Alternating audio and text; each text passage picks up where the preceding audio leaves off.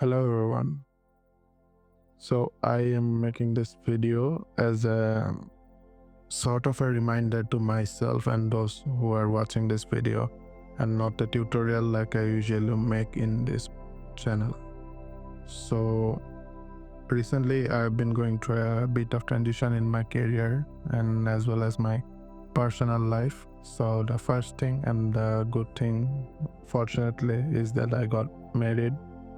And yeah, I'm just living a family life recently, so that is the beautiful part of my life recently in 2026. And about my career, so I'm working as a technical artist in my new job that I just joined 2 or 3 months ago. And I have been noticing a bit of shift in the entire 3D industry or the Unreal Engine space, so to say.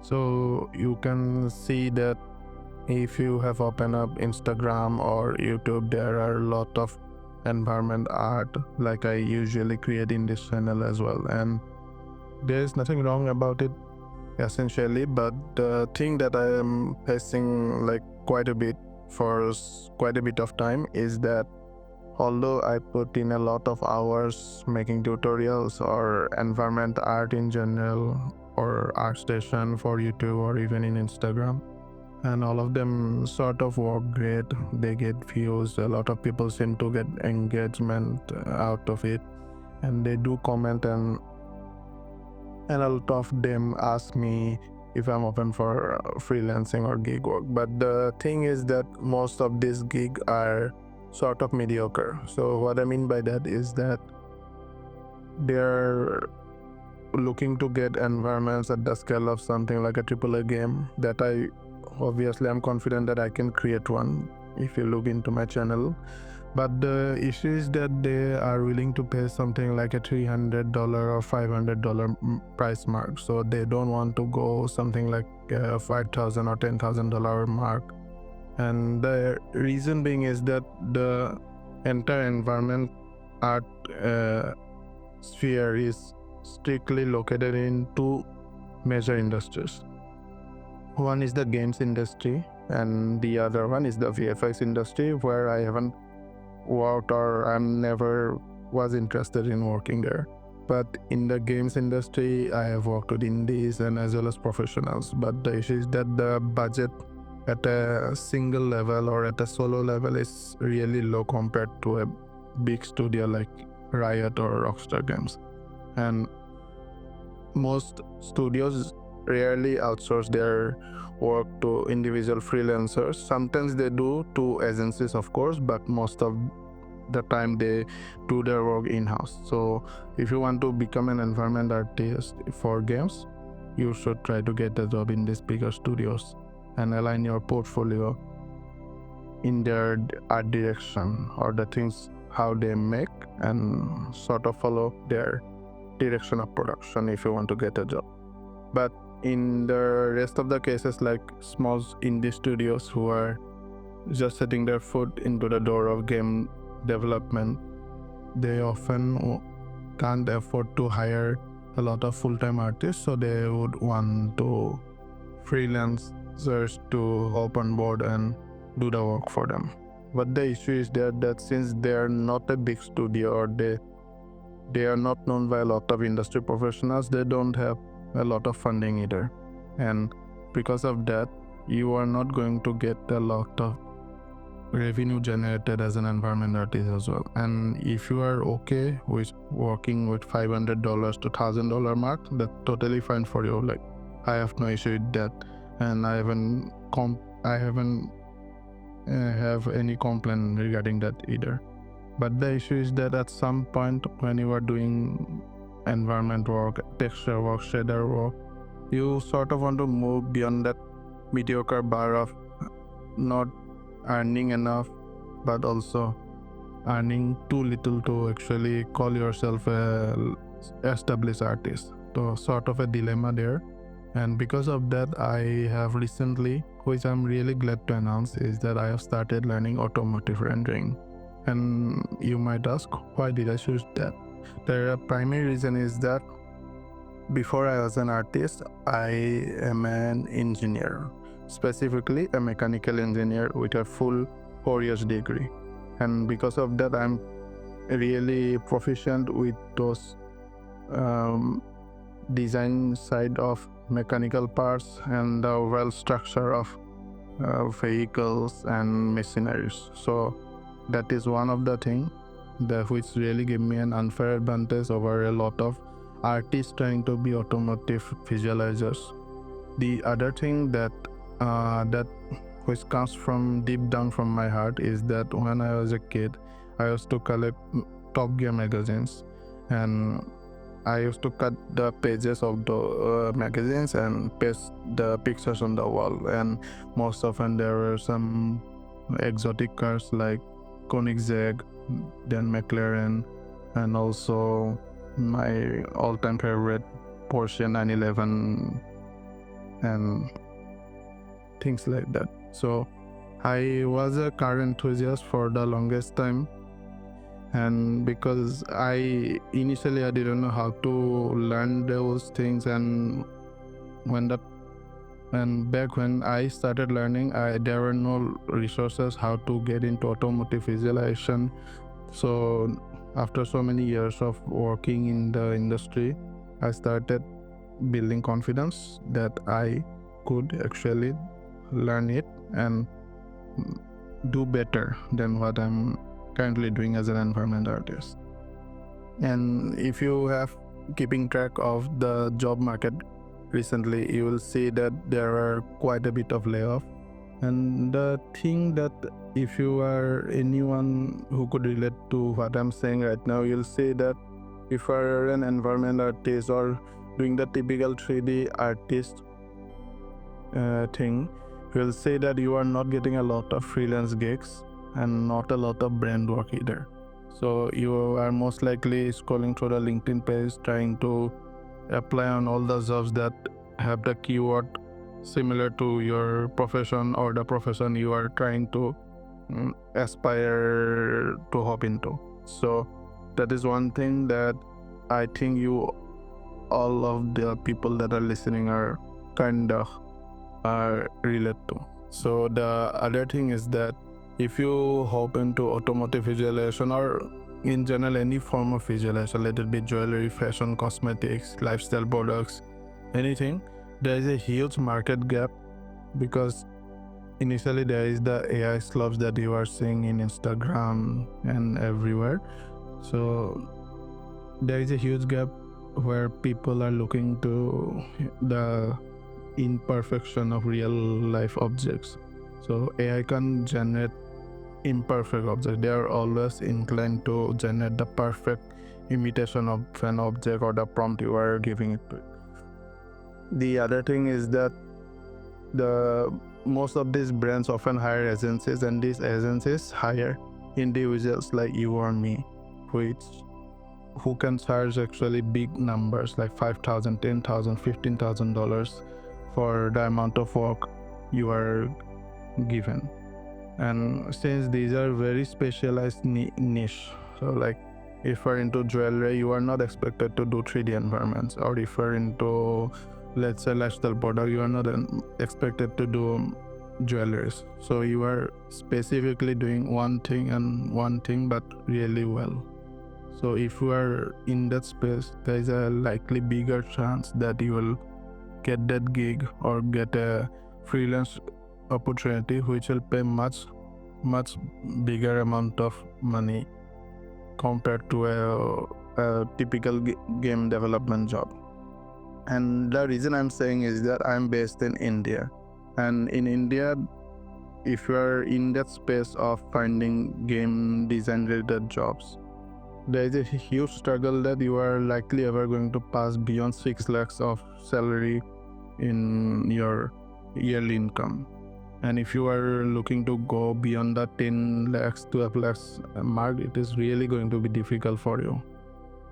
Right now, I earn a really decent amount of salary from my current job. That's mainly because my role is a technical artist in that company. So I don't necessarily do the creative things, but I work with the design as well as the developers to bridge the gap between creativity and the backend side of work.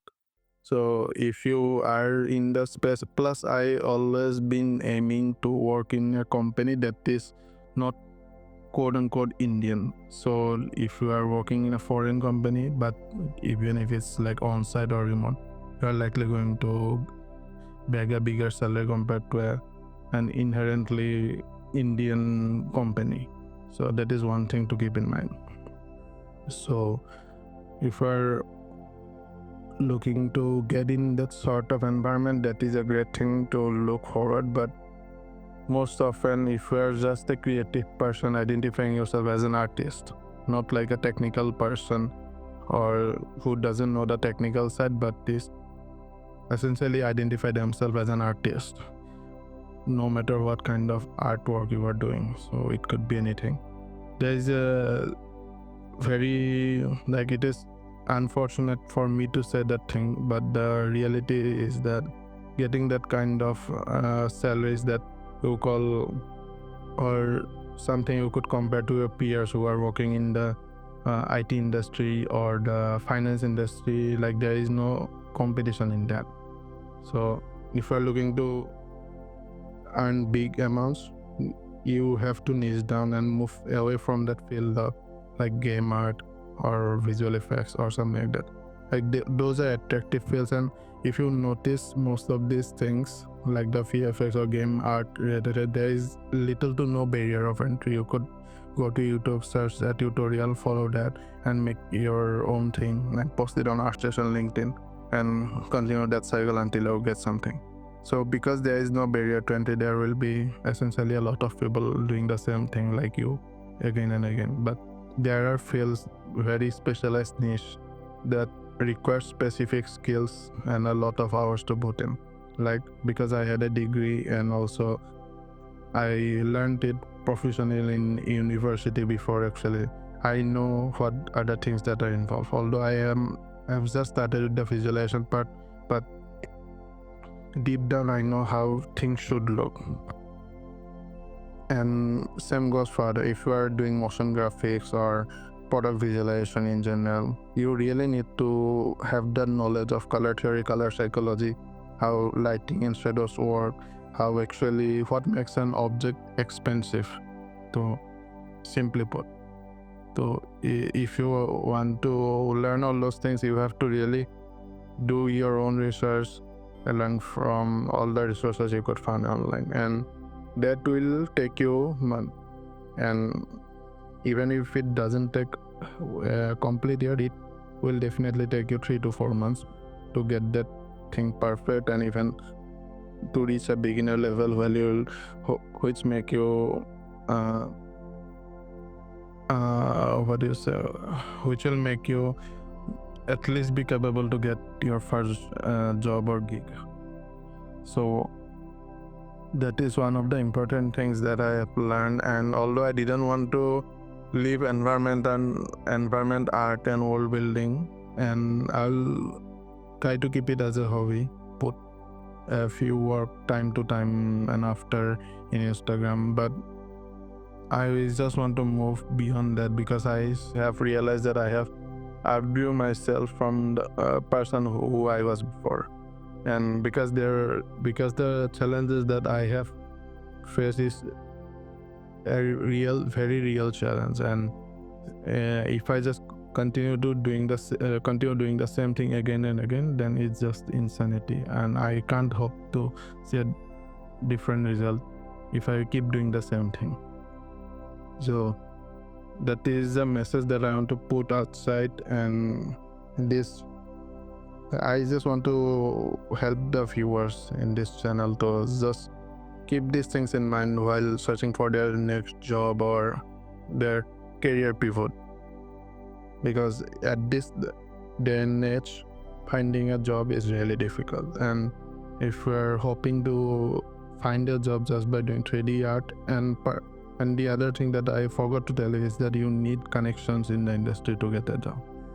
If you are someone like me who got a job back in 2021, 2022, it was easier back then because the AI slope was missing almost back then, and plus if you are active in social media or LinkedIn, someone will notice it. But in 2026, everybody is doing the same thing.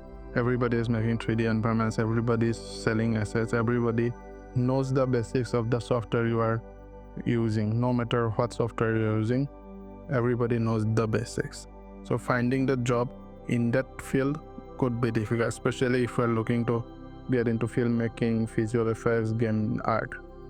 And I'm not discouraging you that you shouldn't pursue all those. You should if your heart says so, but the struggle can be difficult. And do you even have the time to afford that level of commitment that you struggle for years and years only to get a job that pays you 4 to 5 lakhs? Because the inflation rate is too high that getting a job of that amount of salary could be a disadvantage for you.